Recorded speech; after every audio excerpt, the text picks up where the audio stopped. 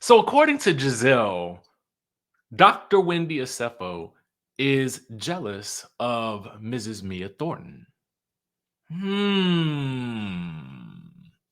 Also, according to Gizelle, Karen is jealous of Sharice. Hmm. Let's discuss, shall we? Okay. So we got a preview for this week's episode of The Real Housewives of Potomac.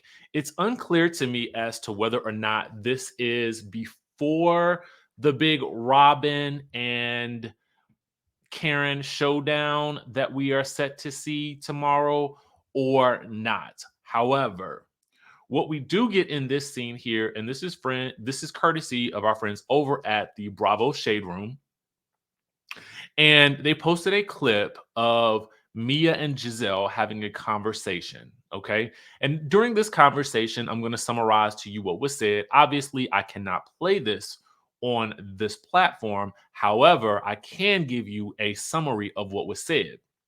Now, basically, Gizelle starts off the conversation by telling Mia, she's like, well, I didn't appreciate, you know, Karen saying certain things about Sharice. Basically, we get a flashback of Karen telling Sharice from the night before that, no, not from the night before, from the previous episode, that Sharice was banned from certain public spaces or certain places because she was trying to destroy people's families. And Gizelle says that's not true. And she basically, implies that there's something more at play. And so Mia asks, well, do you think that there's some jealousy there? And then she says, at 59 and fine, like basically asking, would Karen really be jealous of Sharice at this point in their lives? And so Giselle says yes. And then she goes on to say, just like Wendy is jealous of you. Now, to further explain her point, Giselle goes on to say that, oh, I thought that the previous night that you and Wendy would have a discussion. And for Mia, she says, I thought so too, but everything turns into a debate. Um, Let me stop right here to review, okay, some things that have been said. All right. Now, in terms of Karen being jealous of Sharice, I don't necessarily know how that would be true at this point in time. I mean, it seems to me as though, you know, um, from what I can see via social media and then what I see with us having the show, Karen is in a great position on this show. She's in a full-time position. She's seated next to Andy on the couch this season. Um, she has launched um, a live show that she's taking around, various parts of the country. She has her businesses and she has her man and a loving family. Conversely, I will say that Sharice, I mean, if you honestly, if you look at social media, I mean, Sharice has it going on. She's obviously been in the know in the Potomac society for quite some time. And so I don't necessarily see a reason why either woman would be jealous of the other. I guess if you think about it, if I had to wager a guess, I would assume that Sharice would probably like to be back on the show based on the amount of appearances that she has made over the years. So it just doesn't seem like Karen would be jealous of Sharice. Now, conversely, let's talk about Wendy and Mia. I think, in my opinion, that this was Giselle's subtle way of continuing to pit these two ladies against each other because Giselle does not like Wendy, because Wendy did read her down, okay, in the previous season. And I think that Giselle is still salty from that.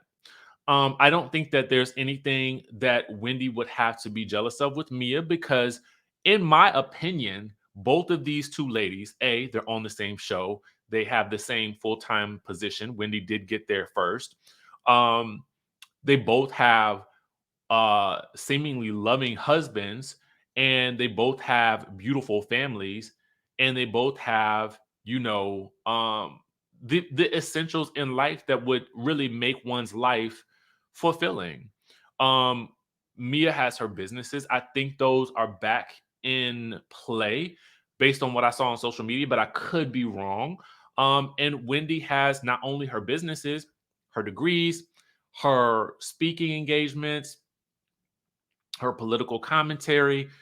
So I don't see why either of these ladies would be jealous of each other.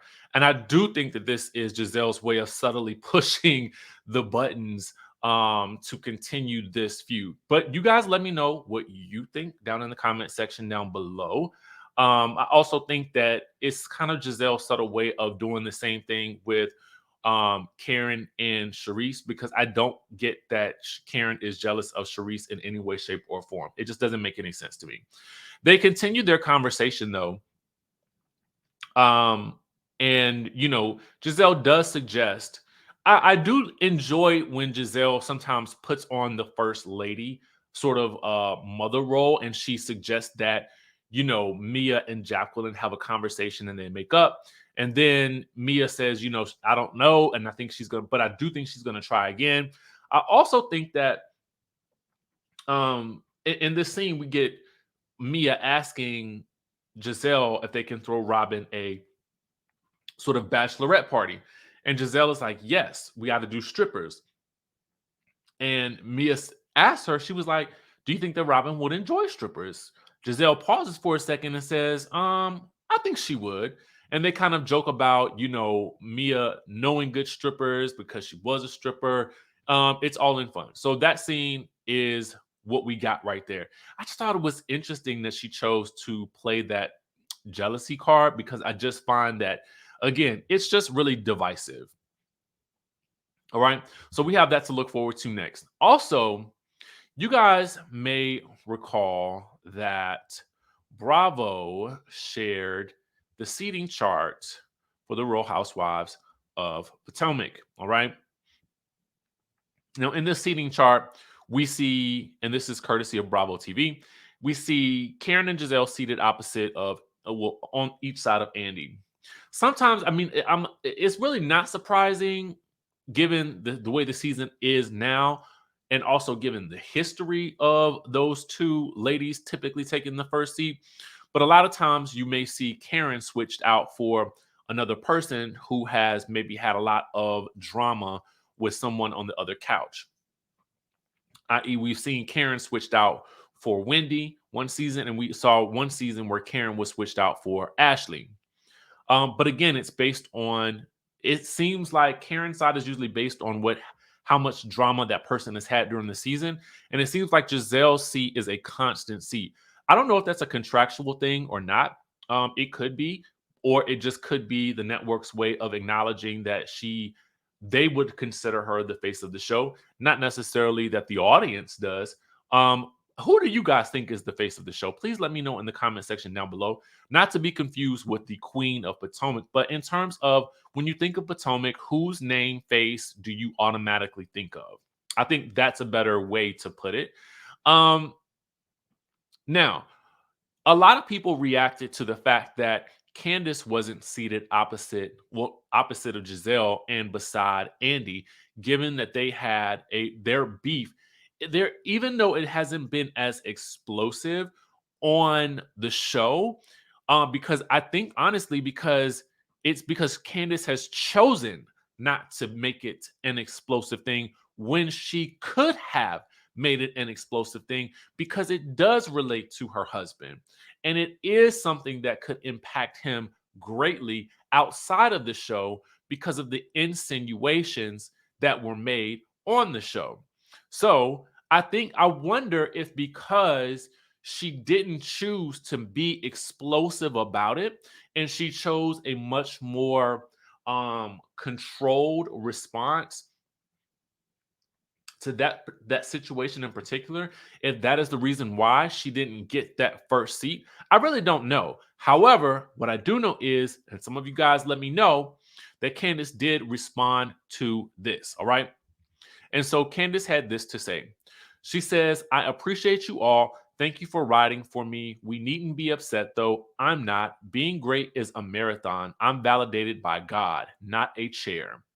And I do think that this was an eloquent way of responding and acknowledging people that have been, supportive of her in this season. And granted, I will say that even people that maybe didn't find themselves fans of Candiace before can find themselves enjoying Candiace a lot more this season because of her responses to things and the way she is reacting to some of the things that are being thrown her way. And I think when we see the amount of grace being given on the screen, it's definitely also easier for a lot of fans who may not have enjoyed her before to also give her the grace that we see her giving. So it's an interesting situation, and I do think that she is definitely on her way to that first seat, whether she really wants it or not. I mean, because at the end of the day, I like what she says. I'm validated by God and not a chair. And I think that's such a good message to depart on. In all things in life, you are not validated by anyone congratulating you, anyone liking you, anyone supporting you and your endeavors. You can validate yourself, and at the end of the day, as she stated, you don't have to be validated by the world. You can be validated by God. I do like that message. So let's take that, enjoy it, and make sure you guys subscribe to the channel, hit that notification bell button, and I will catch you in the next video.